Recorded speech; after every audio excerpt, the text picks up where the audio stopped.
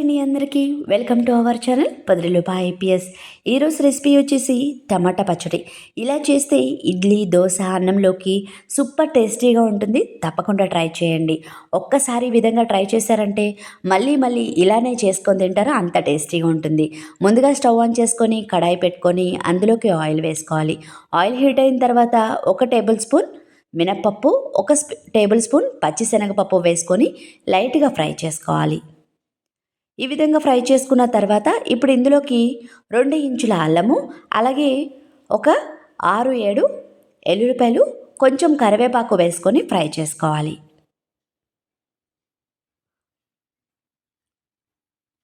ఒక నిమిషం పాటు ఇలా ఫ్రై అయిన తర్వాత మీరు స్పైసీ ఎంత తింటారో దానికి తగ్గట్టుగా ఎండుమిర్చి అయితే వేసుకోవాలి. మీరు స్పైసీ ఎక్కువ తింటే కొంచెం ఎండుమిర్చి పెంచుకోండి. ఈ విధంగా వేసుకున్న తర్వాత 1 నిమిషం పాటు ఫ్రై చేసుకోవాలి. 1 నిమిషం పాటు ఫ్రై చేసుకున్న తర్వాత ఇప్పుడు ఇందులోకి చిన్నగా కట్ చేసుకున్న టమాటా ముక్కల్ని వేసుకోవాలి. ఇందులోకి మనం ఎటువంటి పచ్చిమిర్చి కానీ కారం కానీ యాడ్ చేయము. మనకి కారం అంతా ఈ ఎండుమిర్చిలోంచే వస్తుంది. కాబట్టి మీరు స్పైసీ ఎక్కువగా తింటే కనుక ఎండుమిర్చి ఎక్కువగా వేసుకోండి. ఇప్పుడు ఇందులోకి రుచికి సరిపడా సాల్ట్ వేసుకోవాలి. సాల్ట్ ఇప్పుడు వేయడం వల్ల మనకి టమాటాలు తొందరగా మగ్గుతాయి. సాల్ట్ వేసుకున్న తర్వాత ఒకసారి కలుపుకోవాలి.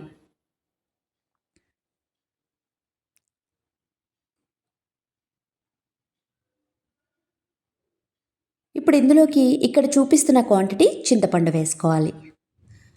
వేసుకొని మూత పెట్టుకొని టమాటా మెత్తబడేంత వరకు మగ్గించుకోవాలి.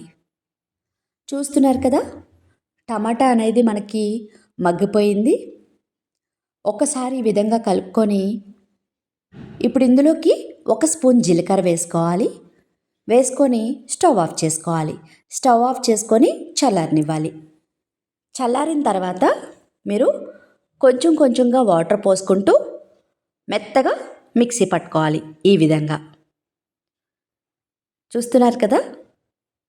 ఇప్పుడు ఇందులోకి పోపు పెట్టుకుందాం. మనం స్టవ్ ఆన్ చేసుకొని కడాయి పెట్టుకొని పోపు కోసం ఆయిల్ వేసుకోవాలి. అన్నంలోకి కొంచెం నెయ్యి వేసుకొని ఈ పచ్చడి వేసుకొని తింటే ఆహా అనాల్సిందే, మరి అంత టేస్టీగా ఉంటుంది. చాలా సింపుల్గా, చాలా త్వరగా కూడా అయిపోతుంది. ఆయిల్ హీట్ అయిన తర్వాత పోపు దినుసులు వేసుకోవాలి. పచ్చిశనగపప్పు, మినప్పప్పు, జీలకర్ర, ఆవాలు, ఎండుమిర్చి, అలాగే కరివేపాకు. ఈ విధంగా ఫ్రై చేసుకున్న తర్వాత ఇందులోకి ఇంగువ కూడా వేసుకోవాలి. వేసుకొని పోపు మంచిగా ఫ్రై చేసుకోవాలి.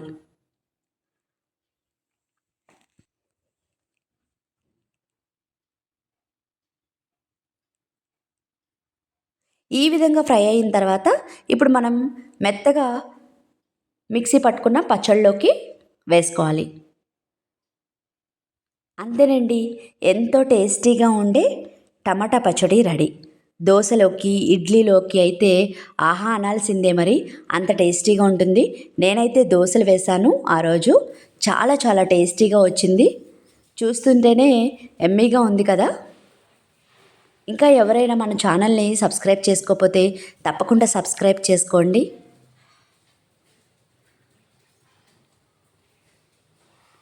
తప్పకుండా ట్రై చేయండి ఈ పచ్చడి కూడా.